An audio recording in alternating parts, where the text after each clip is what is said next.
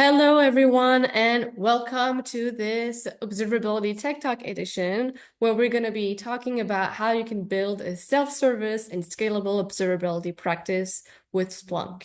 I'm very glad here to be with you, and I'm today with Corey. Corey, do you want to introduce yourselves to the people here? Yes, hello, and thank you for having me, Joanna. My name is Corey. I'm part of our observability strategist team. I work really closely with our product engineering, our customers, and the industry to help all things best practices, observability, and use cases and problems and everything really observability within Splunk. I'm a big foodie. I'm a big jazz fan. I live in Melbourne, Australia. So of course, I'm a big coffee snob, and I'm a horrendous overuser of memes. Spoiler alert. Awesome. And I'm Joanna. I'm a senior product marketing manager in the observability team. I do some ballet. I play the piano. I don't do any jazz though, Corey. Sorry to tell you that. And I'm a big TV show nerd, so also a little bit of a spoiler alert here. All right, let's jump ahead. Now, before we get into the content, wanted to bring people's attention to our agenda. So we're first going to be talking about why you should care about building a scalable and self-service practice for observability. Then we're going to go over the Splunk enterprise observability features, including OpenTelemetry, RBAC, observability-as-code, and more. Then we're going to show you how you can start implementing these features today, and then we'll leave some time at the end for Q&A. Now, if you do have some question during the presentation, feel free to ask them in the chat, and we'll try to answer them as we go through the presentation. All right, so why should you care about a scalable and self-service practice for observability?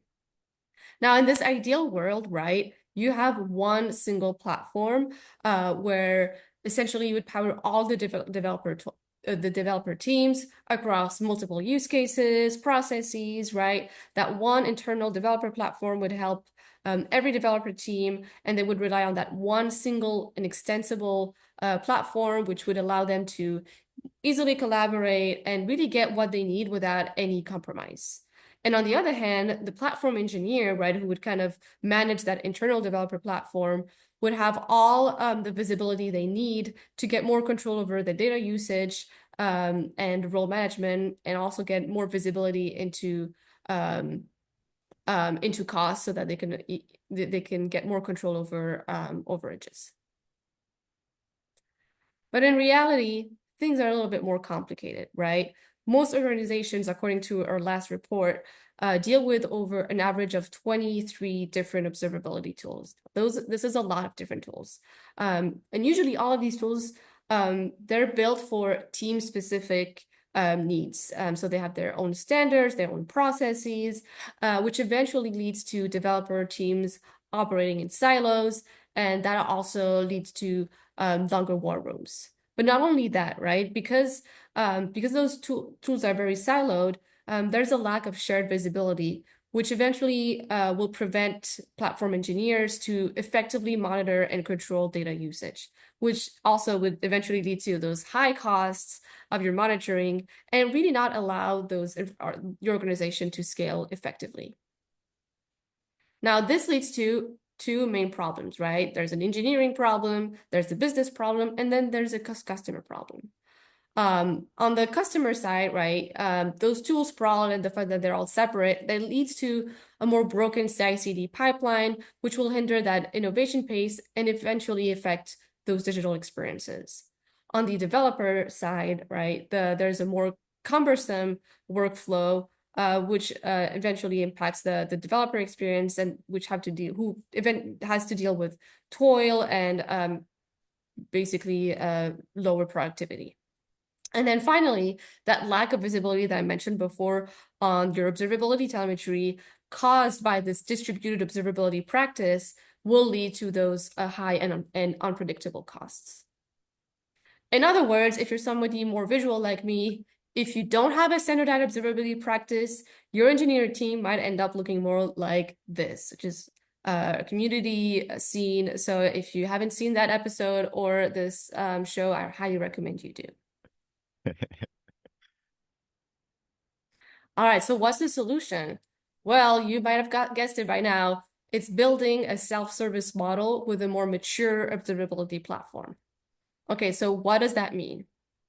Essentially, when you have a self-service observability practice, you have different benefits that are laid out here. The first one being that you have higher productivity, right? Because you're able to have you're able to benefit from faster CI/CD pipelines, which was mentioned before, so less toil, and better. So you're able to provide better and more competitive digital experiences. Now, the other advantage of a self-service operate observability model is that you have less toil because you're operating on a more code mode, and so that also helps you be less error prone. The other benefit is that you are somewhat a subject matter expert where and when it matters, right? You don't need to rely on essential tool teams anymore. You can sort of build and do your own stuff on your own without having to ask somebody else to do it for you. The other benefit is that you're dealing with more agile processes and workflows.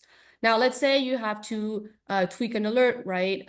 Usually you would need somebody else to do it, but now you can kind of do your own discrete tasks and not having to depend on somebody else who usually has a huge backlog. And so now you can basically do those little things like tweaking an alert on your own and eventually deal with more agile and nimble processes. We all know the frustration of submitting a threshold change and it taking 2 weeks to get implemented. So I'm right with you there. Exactly. The other advantage of the self-service practice is that you get access to a more templated and patterned ways of working. What does that mean? Now, you don't need to start everything from scratch each time you need to put, some dashboard together or any sort of asset. Now you get access to more defaults, and you can also reuse stuff from other teams for your specific use case. So you basically can optimize and accelerate your ways of working. And then finally, you have to deal with fewer bottlenecks from onboarding and insights. Everything is much more repeatable in a self-service observability model. You're able to get access to more insights from other teams. There's essentially a better knowledge transfer of analytics because of that templated ways of working and because everything is much more agile. You don't need to raise a ticket to get something done either, which eventually also reduces these bottlenecks that you usually deal with in a distributed observability model. All right, so if this hasn't convinced you yet, you can just listen to the IT engineering leaders who have consistently said that a mature observability practice really leads to amazing results. The first one being that they drive more developer innovation and speed. They also see that a faster ways of finding and fixing issues. And then finally, they're also able to share data and resources across their security and observability teams more often with a mature observability practice. Now, if you're wondering how Splunk can help you achieve those results and get to that self-service observability model, Corey will now describe to you all the different features that Splunk provides and help you get to that ideal observability state. Thanks, Joanna. That was some great insights. And this report, by the way, has a lot of cool findings in there. And we'll have a link to it towards the end of the deck as well. So please go and have a look. There's a lot in there, and there's also region-based insights too. So for all my fellow APAC friends, there's some specific insights to Asia Pacific and all the folks in EMEA and Europe. It's done a great breakdown of specific to us and your region. Okay, so the Splunk way. How can we help you towards building this great model, being self-service and really agile? Well, at a high level view, all the parts of the puzzle, this high level architecture, the things that kind of make up what we're talking about is, of course, your Splunk Enterprise, your Splunk Cloud, and your Splunk Observability Cloud platform. Your data and app environments, your digital environment, really wherever it is, whether it's on-premise, cloud, SaaS application, doesn't matter, right? So wherever your data is, those are key. And then in this instance, we're also hooking into your code repository, your orchestration automation, your CI/CD, and your authentication and access platform. So these are really all the key pieces of the puzzle. All right. So the first capability, the first feature that we're going to be discussing here is OpenTelemetry and how that fits into the picture. Now, I know that not everyone is familiar with OpenTelemetry. It's also short for OTel. So if you hear me saying OTel, know that that is just OpenTelemetry shortened. So what is OpenTelemetry? Uh, this has been a problem, how we collect and standardize data, do it in a way that's consistent so that, every team within the business, let alone multiple businesses, we're all talking really the same language when we collect data and we're following the same processes. So it's been a big problem in the industry. At one stage, there was about 27 or so different open source projects trying to solve for this problem. But with that many projects, you kind of get into the same problem of which one am I going to stick to? Which one am I going to use? Now I've got so many open source versions of the same thing. We're not really getting much depth because we're repeating a lot of the same effort. And it's hard to hedge my bets on which one's going to be the next one to really be adopted as the industry standard. So there was a big concerted effort to take the two biggest projects at the time, Open Census and Open Tracing, and merging that into what we now know as Open Telemetry. So this is really fast become the industry standard, really widely adopted. The traction on this is incredible, and it sits within Cloud Native Computing Foundation (CNCF's) project. And it's the second biggest project behind Kubernetes, which so it's in the right home. Now, thankfully, uh, every time I talk about standards, it reminds me of this comic. But thankfully, we didn't go from 27 to 28. We actually went to one. So it's unlike XKCD in this case. So what does it give us? Essentially, it's giving us, and it's really focused on the collection, the processing, and the transmitting of telemetry data from our digital environments.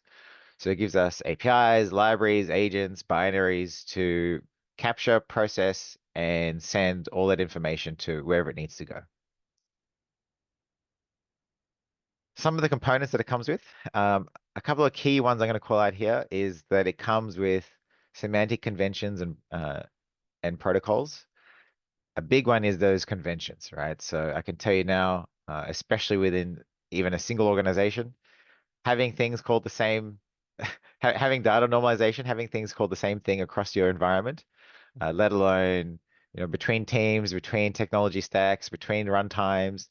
This can be a lot of effort. It introduces a lot of technical debt, ends up being a big barrier between reusability, between observability assets, and organizational wide insights. So this is going to be a key one here, and OpenTelemetry does a lot of heavy lifting when it comes to at least providing a solid foundation for a convention. You get the binary that handles how we collect and receive that data, and all the various libraries for application instrumentation, support there for metrics, traces, and logs, and it provides coverage for mobile and browser front-end applications as well. Now, if we think about what I normally would see in an organization is over time, different projects come along, and that project will find something that meets their needs, and they'll set it up so that they've got their insights going to somewhere that they can leverage. Team A comes along, or team one, team two, team three. Each of them will have different needs. Each of them will stand up something specific to what their needs are. But before you know it, you've really got a situation that looks a lot like this, right? I've got now within an org, I've got 7 different ways of collecting data across my systems. It's going into 7 different data stores. All of a sudden now, I can't really correlate anything from across any of these easily. It's got to be very manual. And if I want to apply any organizational standards, processes, workflows, if I want to say, hey, as a business, we want to look at X, Y, Z sort of dimension across our data.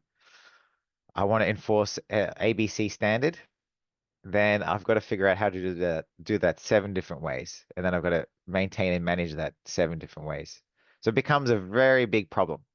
Anything that team one has done is not reusable across team two's 3, 4, 5, 6, 7, etc.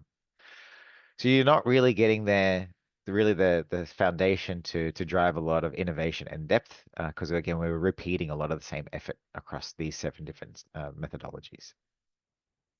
So what OpenTelemetry helps us do is really standardize and centralize how we collect all that data.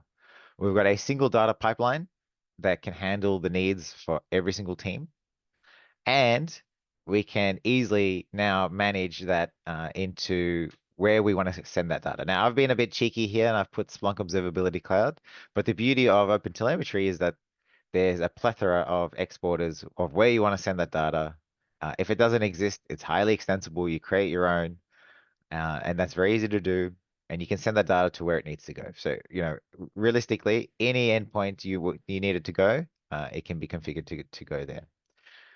Now, you can imagine if I want to make a change and say, hey, actually, we want to look at our data by tenant ID, I can easily inject that and have it applied to all my data sets, for example. I don't have to do that multiple times over and over and over again. Even from a safety net perspective, you might be worried about PII in a particular data feed. I can set up some rules, again, as a bit of a safety net to as a bit of a catch-all. And I only need to do it once, and it will persist across even the new projects that come on board. So 8, 9, 10, etc.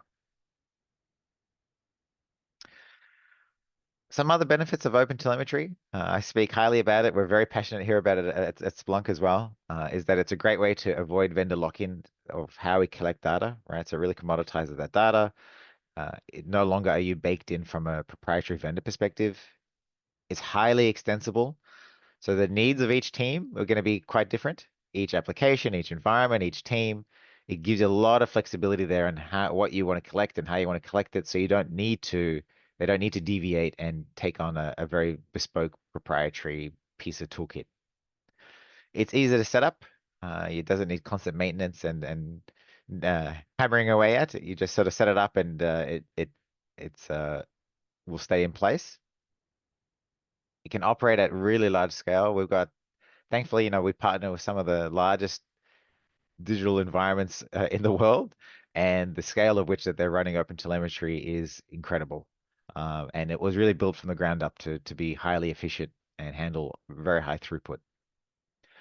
And the community, as I mentioned, right, it's fast become the industry standard. It's fast become the community standard. So there's so many users and practitioners out there really passionate about the project and really contributing some amazing code to building out this amazing breadth within the IP. So I'd highly encourage you to check out the project as well. And if you're interested, please feel free to start contributing. The more the merrier. Now, one last thing about OpenTelemetry is that it's also a great way, a great first stepping stone in building out your observability practice.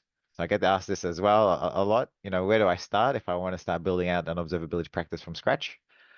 It also is just a great foundation. So going native metrics, adopting an OTel standard, and then from there, you can start to build out end-to-end visibility across your key workflows. You can start to also fold in your organizational processes and workflows as well, all the way through to, how do I foster more innovation, velocity, and start to shift left with my development methodology as well. So it's a great foundation for all of that.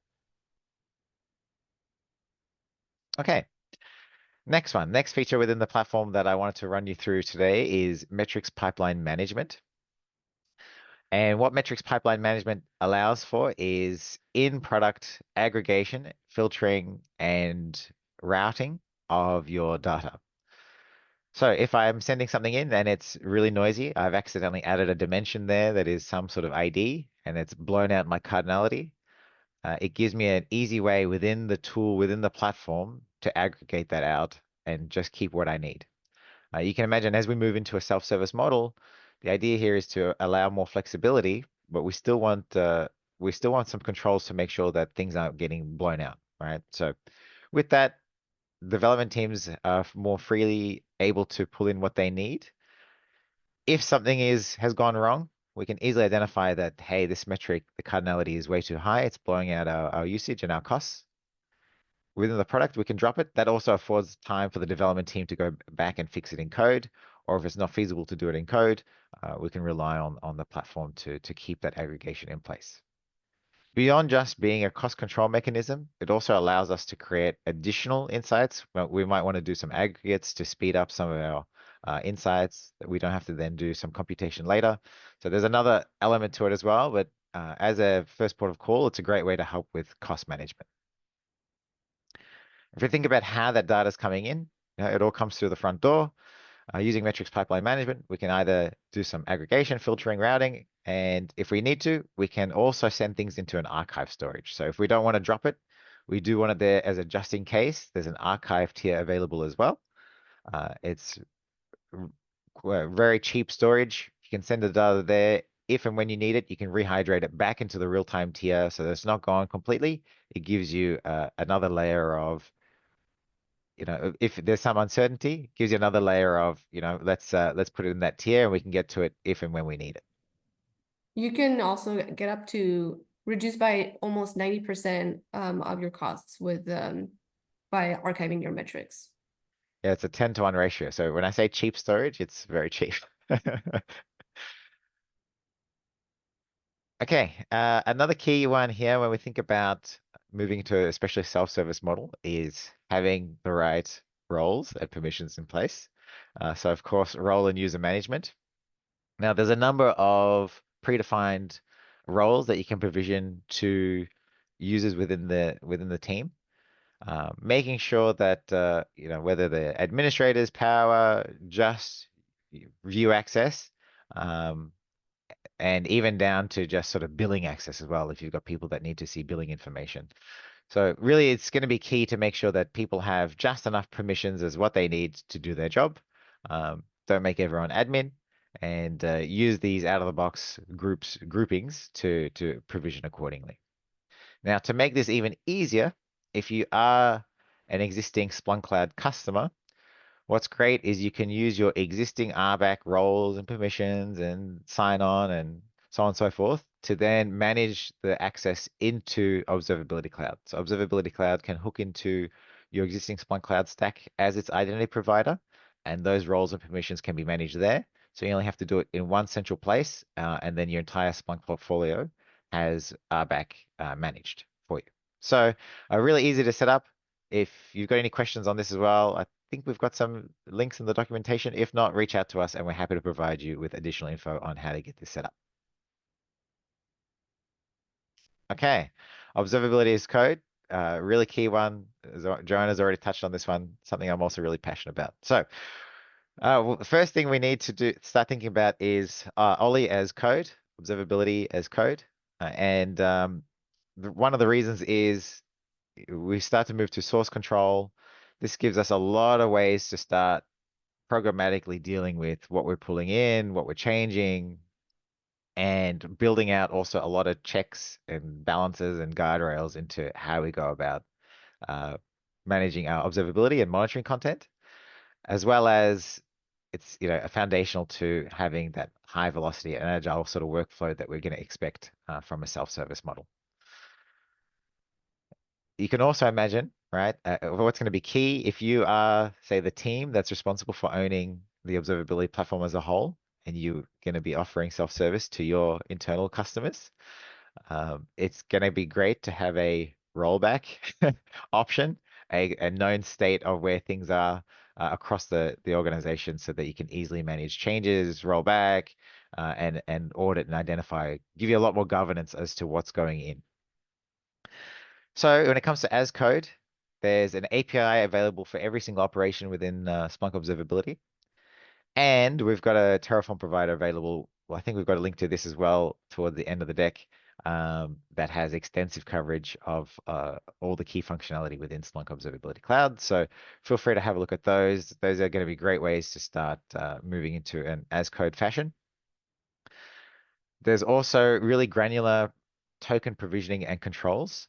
So I'd highly recommend to think about what's the right level of segmentation you want to do when it comes to ingest. This can be a great safety net again to say, hey, you know what? Something's gone wrong with a particular token. The ingest has gone through the roof. There's a bug. Something's happened, right? So what's the kind of break in case of emergency? I can disable a particular token and protect the rest of the environment without having everything sort of go ha without having the costs and the data sort of explode for everybody. So think of that right level of segmentation. Those tokens are a great way of controlling and being a great sort of break in case of emergency button. And not only does it give us that great safety net for what's coming through the front gate, it also is a great measure of usage. So we can look at what's coming through at that token level. And if we provision that to, as a team, by a business unit, by a service, by an application, whatever that right level of granularity is, we can then also measure that usage and what data is coming in per token. Also acts as a great foundation for a chargeback or a showback model as well. Now, one other key thing is if anyone's like me and you've put together a query and then a month later you've looked at it and you've wondered what the hell's going on, you can imagine, right? Source control is a great way to keep track of what you're changing, why you're changing it, and just having comments attached to all the assets is really key and critical. Let alone 3 years later when someone's gone back to look at a dashboard and why it exists and what it's trying to do, and there's no one left to explain what it's doing. Um, so yeah, really important. Source control acts as another great way of providing that commentary, that documentation on what we're putting into the platform. I mentioned some of those controls there, so you can take a couple of approaches. I can use those tokens to just look at the usage and view and implement some sort of showback, chargeback. If you're concerned and you want to set some hard limits, you can also do that to make sure that the teams aren't going above their allotted capacity. So really easy to set, and then it's sort of self-managed within the platform. Teamwork makes the dream work, which is not really a feature, but it is important. Now we have the concept of teams within Splunk Observability. This is a great way to group individual users into their respective teams. You might actually have this sort of correlate to the same sort of granularity you have for your tokens. But either way, wherever you've got users that need to share a lot of the same assets, grouping them into the right team gives them a single landing page where you can group together all the relevant assets for that particular team. So I've got all the dashboards that we care about. I've got all of our alerts, all of our detectors, so I don't have to worry about going through every single dashboard chart alert to wonder, is it relevant to me and my team? So a single landing page, as soon as I log in, sends me here, everything's available to me that's relevant to us. Now, of course, I can break away from this and see all the assets, but at least it gives me a landing page for things that are most relevant to me as a first port of call. You can also elect the team captain. I know that can be daunting, but you can elect the team captain, or your administrators can handle sort of who is managing those teams. But really easy to set basically who can be added to what team, what they can do, who can pin things, who can remove things. So team control and access in the spirit of assigning the right roles and permissions is also gives you a lot of flexibility. Another key one is I can tell you right now, a pet peeve of mine is when you've got 85 teams within an organization, and then all of a sudden you've got 85 versions of the same dashboard, but all of them hard coded to that team's assets. Uh, it introduces a lot of technical debt, right? If something changes with the underlying data, you want to change some of the logic, you want to tweak something, or you want to just change some thresholds. You've now got to do that 85 times across the board, and who knows how many other rogue versions of that dashboard have been created elsewhere. A key concept we have within Splunk Observability is being able to mirror dashboards. What this means is I can have a central dashboard, right? In this case, we think about Kubernetes. You can imagine though, a lot of people are using the Kubernetes infrastructure, right? So I want my own view. I don't want to see potentially everything every single time. So what I can do is I can create a mirror of a central dashboard and pre-fill the filtering specific to me and my team, right? So I might just want to look at team A's workloads within this particular cluster. I can set that as a filter, save it as a mirror, and then pin that to my team dashboard. So when I go to this dashboard, I'm seeing what's relevant to me and my team, and I don't have to worry about creating a cloned copy and managing that separately, right? So now when the underlying dashboard gets updated, managed, and maintained, I inherit that, and my mirror still reflects the right filtering into the updated version of the base dashboard. If you haven't been able to tell, I've been watching a lot of Lord of the Rings lately, so that might be seeping through into my memes. I make no apologies. And the last one here I wanted to touch on is data usage visibility. Again, this is going to be a key thing here when you are, especially the team that's responsible for managing observability as a whole.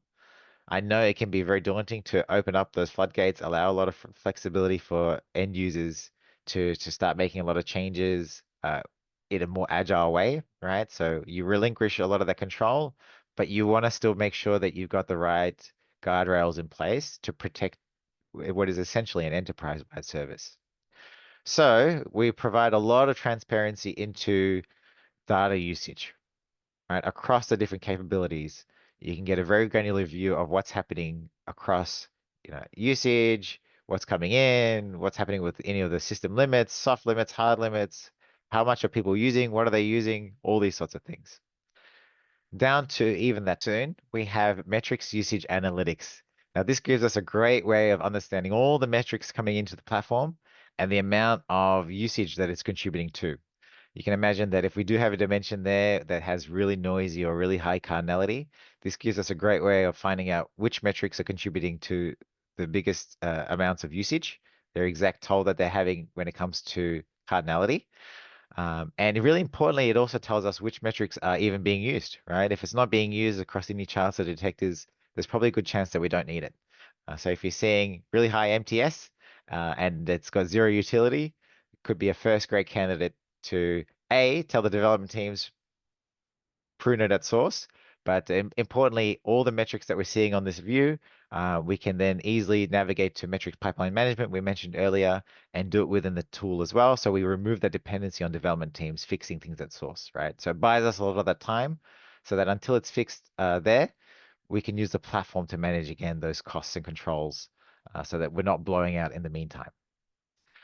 Now, this gives us a lot of transparency, right? So this really turns the transparency up to 11. We can see everything coming through. We can do a breakdown. We can have a look at all the dimensions and what's happening. We can attribute all these things to various teams.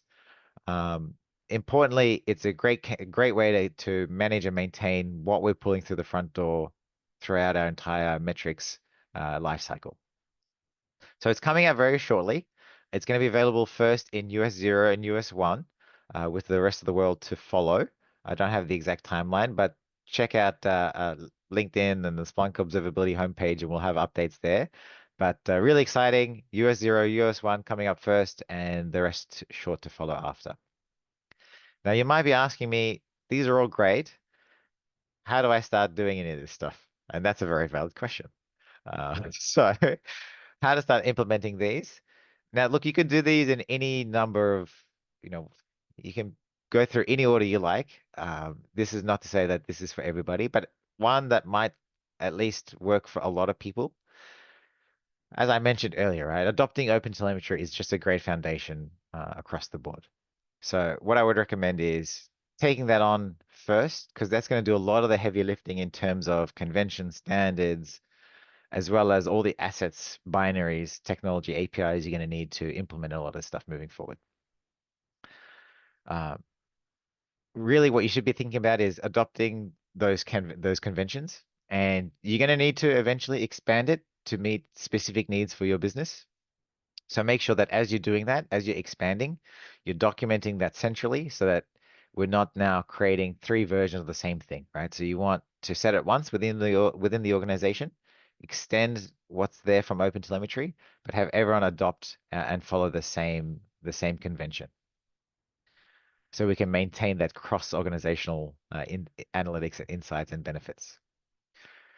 Really important. So use RBAC to make sure that users have the right permissions. Again, use Splunk Cloud there to, if you've already got it, to help you manage and maintain those. Get those teams defined, add your users, start compiling all the important things relevant to each particular team into those dashboards. And again, add mirrors. Don't go off creating 100 different clones of the same thing. you want to start to move to that as code approach, right? So start using source control, start using CI/CD. If your monitoring teams aren't familiar with Git, run them on a crash course. It's all going to be very important.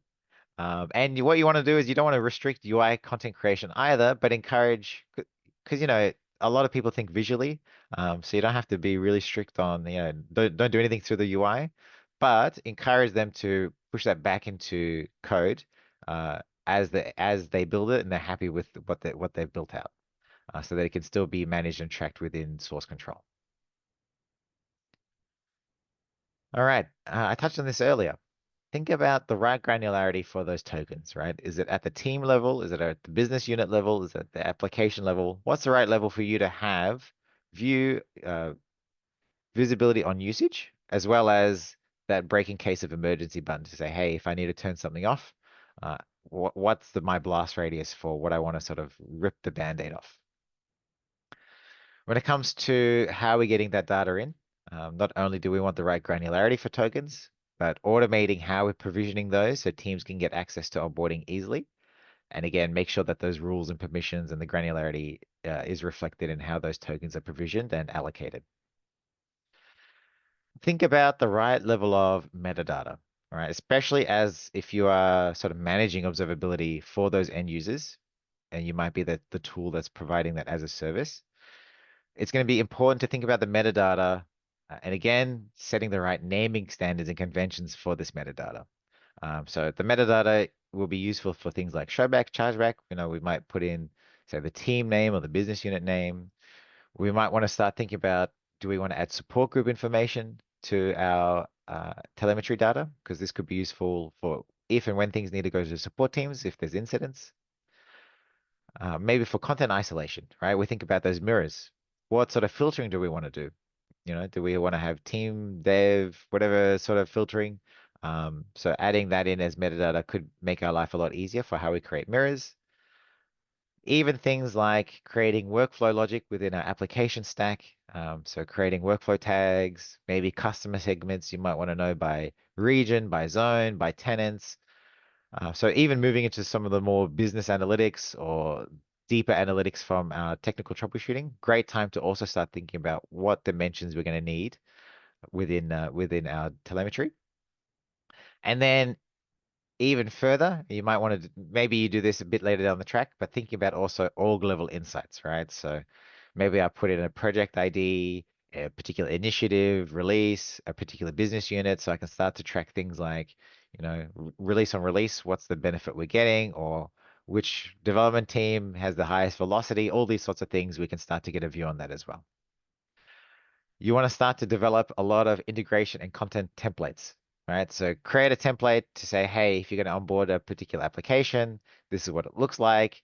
If you're going to be tracking service health metrics, or we're looking at visibility on a particular KPI for the business, create a template so the teams can easily take that on board. They don't have to really start from scratch. So not only does that provide a lot more velocity, but also allows less opportunity for deviation, right? There's already a standard there. There's already a great sort of stepping stone foundation. I can build on top of that. Now, as teams enrich this, especially if we're thinking as code, um, everyone can benefit from this, right? So we can start to build out and iterate on what already exists rather than everyone sort of working in silos and adding enhancements sort of in isolation.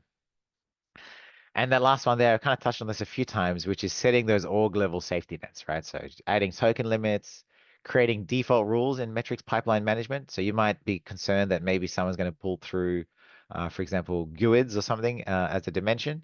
So you can set a rule preemptively to make sure that if that comes through by accident, you don't even have to wait for an alert to go off. It's there just as a safety net within CI/CD, right? Setting gates to make sure that the standards, the rules, the expectations, the mandates that you have as a team are being met, and you can fail builds. Another great benefit of having things go through as code, and as well, right? Create OpenTelemetry processes to do some of that work for you. You might want to do some aggregation, filtering, redaction, whatever it may be. You can also do that within the OpenTelemetry binary. So there's a lot there to get started with.